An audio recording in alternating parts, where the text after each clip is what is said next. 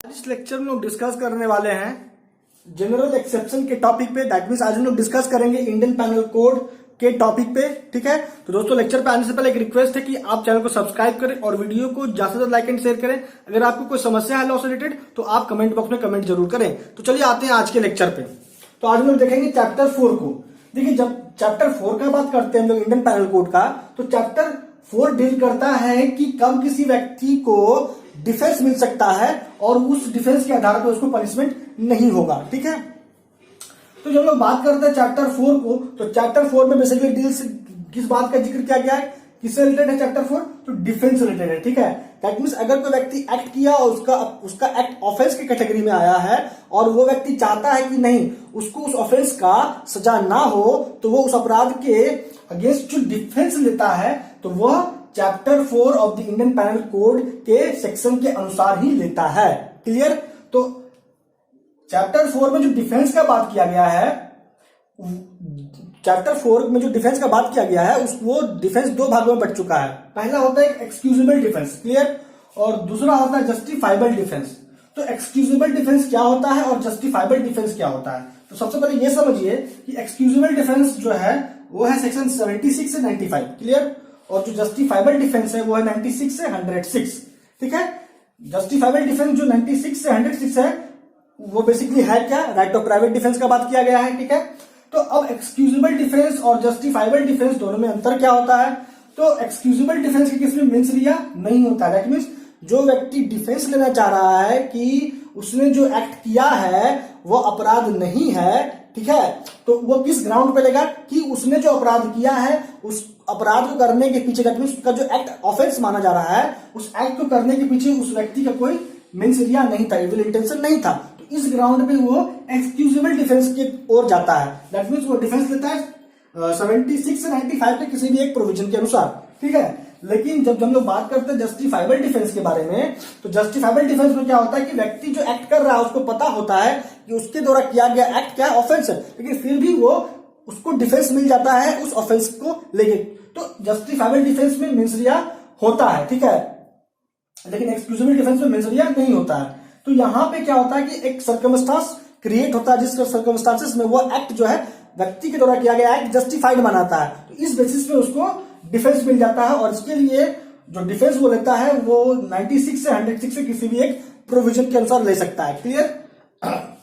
हम लोगों ने राइट ऑफ प्राइवेट डिफेंस पे ऑलरेडी डिस्कस किया हुआ है। अगर आपने मेरा वो लेक्चर नहीं देखा है तो आप प्लीज जाके मेरे चैनल पे विजिट जरूर करें। ठीक है, हम लोगों ने डिटेल में डिस्कस करा था। दोस्तों ये लेक्चर पार्ट फर्स्ट है, तो आइए हम लोग डिस्कस करते हैं। सबसे पहले आज हम लोग जानेंगे सेक्शन 76 को। 76 क्या कहता है?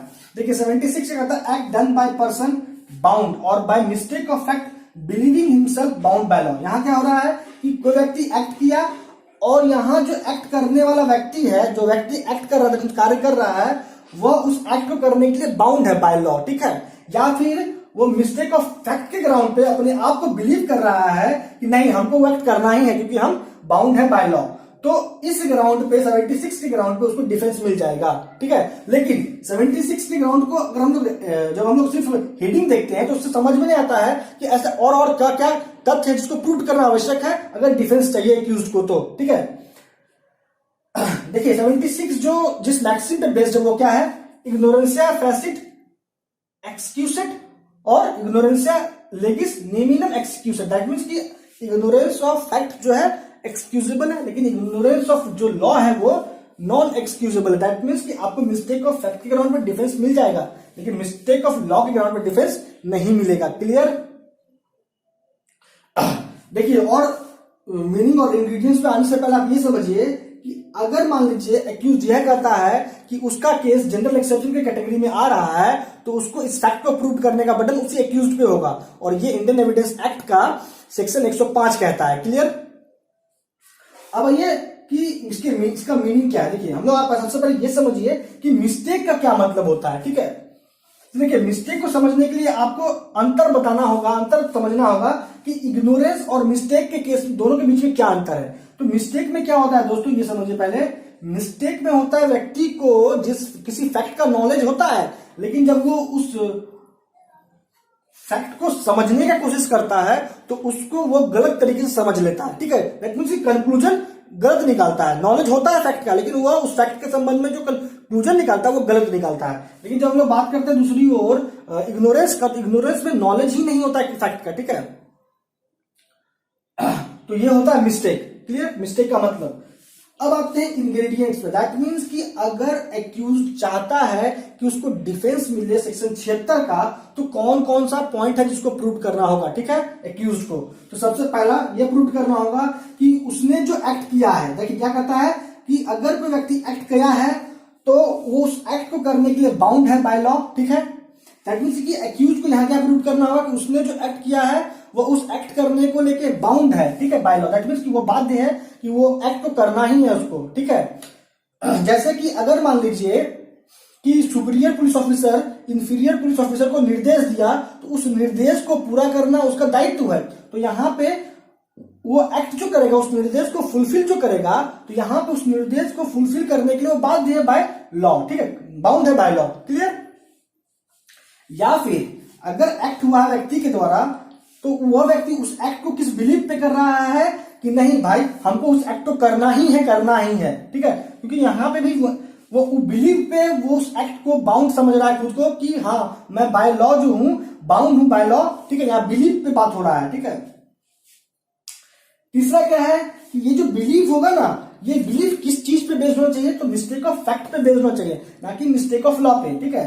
दैट मीन्स कि यहाँ जो बिलीफ हुआ व्यक्ति को कि वो एक्ट को करने को लेके बाउंड है बाय लॉ, तो वो बिलीफ होना चाहिए मिस्टेक ऑफ फैक्ट के ग्राउंड पे, ठीक है। और यहाँ जो बिलीफ के बारे में और बताया गया है कि बिलीफ जो होगा वो और कैसा होना चाहिए, बिलीफ तो बोनाफाइड होना चाहिए और बिलीफ गुड फेथ में होना चाहिए, ठीक है।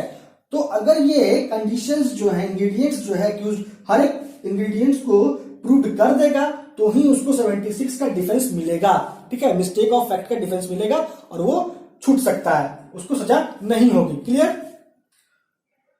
अब एग्जांपल समझिए क्या होता है एक्चुअली में। अब मान लीजिए जैसा कि हम लोगों ने बात किया था कि अगर इंफीरियर पुलिस ऑफिसर को निर्देश हुआ, डायरेक्शन दिया गया सुपीरियर पुलिस ऑफिसर के द्वारा कि आपको फायर करना है, ठीक है, मोब पे, ठीक है। तो अगर वह इंफीरियर पुलिस ऑफिसर उस एक्ट को कर दिया किस बिलीफ पे कि वह उस एक्ट को करने को लेके बाउंड है बाय लॉ, ठीक है, और वो बिलीफ मिस्टेक ऑफ फैक्ट पे बेस्ड है और वो मिस्टेक ऑफ जो वो बिलीफ वो गुड फेथ में किया है, ठीक है, तो उसको डिफेंस मिल जाएगा। लेकिन यहां पे क्या है कि सुपीरियर जो है ऑफिसर का जो निर्देश है, क्या इंपॉर्टेंट सवाल उठ जाता है कि क्या सुपीरियर ऑफिसर का हर निर्देश को पालन करना इंफीरियर का क्या दायित्व है? क्या हर निर्देश को, इंस्ट्रक्शन को इंफीरियर ऑफिसर बाउंड है बाय लॉ टू ओबे, ठीक है। लेकिन ऐसा नहीं है, ठीक है। Inferior police officer superior police officer के अनलॉफुल डायरेक्शन को बाउंड नहीं है बाय लॉ टू ओबे, ठीक है, कि उसको पालन करे, अनलॉफुल डायरेक्शन को, ठीक है, पालन करे, इसके लिए वो बाउंड नहीं है। अगर वो ये बिलीव करके कि बाय लॉ वो बाउंड है अनलॉफुल डायरेक्शन को भी ओबे करने को लेके, और वो उस डायरेक्शन को जो अनलॉफुल है जो दिया गया है सुपीरियर पुलिस ऑफिसर के द्वारा इंफीरियर पुलिस ऑफिसर को, और वह इंफीरियर ऑफिसर उस अनलॉफुल डायरेक्शन को ओबे कर देता है, तो फिर उसको यहां पे नहीं मिलेगा 76 का डिफेंस। क्लियर? दोस्तों ये पार्ट फर्स्ट है। अब हम लोगों ने इस लेक्चर में सबसे पहले मीनिंग को समझा, इंग्रेडिएंट्स को समझा। अब हम लोग समझते हैं कि और क्या क्या रिलेवेंट पॉइंट है सेक्शन 76 को लेके, ठीक है। लेक्चर का मोस्ट इंपॉर्टेंट पहलू जो है वो क्या है कि 76 का क्या कोई एक्सेप्शन है, कोई अपवाद है? तो दोस्तों तो इसके लिए हम लोग को चलना होगा इंग्लिश केस में, ठीक है, इंग्लिश लॉ में। तो इंग्लिश लॉ में दो अपवाद बताया गया है मिस्टेक ऑफ फैक्ट का। दैट मीन्स कि अगर एक्यूज कोई एक्ट करता है अंडर मिस्टेक ऑफ फैक्ट, तो भी उसको मिस्टेक ऑफ फैक्ट का डिफेंस नहीं मिलेगा। हम लोग बात कर रहे हैं इंग्लिश लॉ का, ठीक है। तो ये भी आप समझना जरूरी होता है कि जुडिशियल प्रिपरेशन के दृष्टिकोण से, ठीक है, कि इंग्लिश लॉ में क्या कहता है कि एक्यूज जो है मिस्टेक ऑफ फैक्ट का डिफेंस नहीं ले सकता है, ठीक है। तो वो कब नहीं लेगा, इसका क्या अपवाद है ये जानिए, ठीक है। तो देखिए तीसरा पॉइंट क्या है दोस्तों कि पहला है ड्यू इंक्वायरी, पहला अपवाद ड्यू इंक्वायरी। अब ये क्या है ड्यू इंक्वायरी, ये समझिए। अगर कोई फैक्ट का नॉलेज व्यक्ति को हो सकता था, अगर वो उस फैक्ट के संदर्भ में इंक्वायरी करता तो, ठीक है, रीजनेबल इंक्वायरी का आवश्यकता नहीं है, ड्यू इंक्वायरी का बात हो रहा है, ठीक है, कि अगर वो थोड़ा सा भी प्रयास करता तो उस इंक्वायरी करता तो उसको उस फैक्ट का नॉलेज हो जाता, ठीक है, लेकिन उसने उस फैक्ट की थोड़ी सी भी जानकारी प्राप्त करने की कोशिश नहीं करी, ठीक है। तो ऐसे परिस्थिति में व्यक्ति को मिस्टेक ऑफ फैक्ट का डिफेंस नहीं मिलेगा ऑफेंस के अगेंस्ट, क्लियर। पहला अपवाद, ठीक है। अब दूसरा अपवाद देखिए क्या है, अगर कोई अपवाद, कोई ऑफेंस जो है, माफ कीजिएगा, कोई ऑफेंस जो है गठित हुआ है, कंस्टिट्यूट हुआ है विदाउट मेंशन हुआ है, दैट मीन्स कि अगर किसी अपराध को दैट मीन्स कि जब हम लोग डेफिनेशन पढ़ते हैं ऑफेंस का, तो ऑफेंस को कॉन्स्टिट्यूट होने के लिए, बनने में, ऑफेंस एक्ट को ऑफेंस बनने में, ठीक है, मेंस रिया का कोई इंपॉर्टेंट रोल नहीं है। दैट मीन्स कि ऑफेंस घटित हो रहा है विदाउट मेंस रिया भी, तो फिर ऐसे मामलों में भी मिस्टेक ऑफ फैक्ट का डिफेंस नहीं मिलेगा एक्यूज्ड को, ठीक है। तो चलिए इसको एग्जांपल से समझते हैं कि ड्यू इंक्वायरी और ऑफेंस कंस्टिट्यूटेड विदाउट मेंस रिया क्या है, ठीक है। तो इसके लिए सबसे पहले हम लोग केस उठाते हैं आर वर्सेस टोल्सन का। देखिए आर वर्सेस टोल्सन के केस में क्या होता है दोस्तों कि एक्यूज्ड पे बाइगेमी का केस बनता है, क्लियर, लेकिन उसको कन्विक्शन नहीं होता बाइगेमी का। अब यहां क्यों नहीं हो रहा है, क्योंकि जो एक्यूज्ड है सेकेंड मैरिज करने से पहले ड्यू इंक्वायरी करी थी कि उसका हस्बैंड जीवित है या नहीं है, ठीक है। तो उसको आफ्टर ड्यू इंक्वायरी यह लगा, ठीक है, कि उसका जो पति है एक्यूज्ड का, ठीक है, या एक्यूज्ड फीमेल है, तो पता चला कि 7 साल बीत चुका है और उसके हस्बैंड का कोई अता पता नहीं है, क्लियर, और उसको हर एक तरीके से वो कोशिश करी कि अपने पहले वाले हस्बैंड को पता लगाया जा सके, उसके बारे में जानकारी इकट्ठा की जा सके, ठीक है। और उस महिला ने, दैट मींस उस एक्यूज्ड ने इस फैक्ट को अपने सेकंड हस्बैंड से, दैट मींस कि जिस व्यक्ति से दूसरी शादी वो कर रही थी, उससे भी ये बात नहीं छुपाई थी, ठीक है। तो इस ग्राउंड पे क्या हुआ दोस्तों इस केस में कि एक्यूज्ड को कन्विक्ट नहीं किया गया, ठीक है। अगर यहां पे एक्यूज्ड ड्यू इंक्वायरी नहीं करती अपने हस्बैंड के, पहले हस्बैंड के मौत को लेके कि मरा हुआ है भी नहीं है, अगर ड्यू इंक्वायरी बिना किए वो सेकंड मैरिज करती और उस सेकंड मैरिज जिस व्यक्ति से कर रही है, अगर उस फैक्ट उसको फर्स्ट मैरिज का जो फैक्ट है उसको छुपाती तो फिर उसको डिफेंस नहीं मिलता, लेकिन यहाँ पे वो ऐसा कुछ नहीं करी तो उसको डिफेंस मिल गया, क्लियर।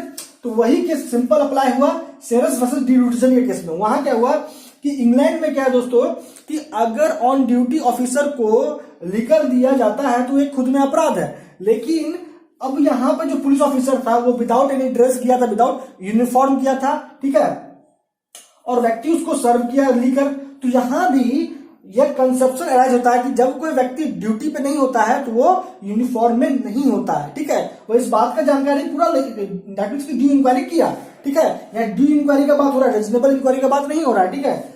तो उसको यह प्रिजम्पशन अराइज हुआ कि आमतौर पर क्या होता है कि पुलिस ऑफिसर जो है जब ड्यूटी पे नहीं होता है तो यूनिफॉर्म में नहीं होता है, तो वो उसको लीकर सर्व कर दिया पुलिस ऑफिसर को।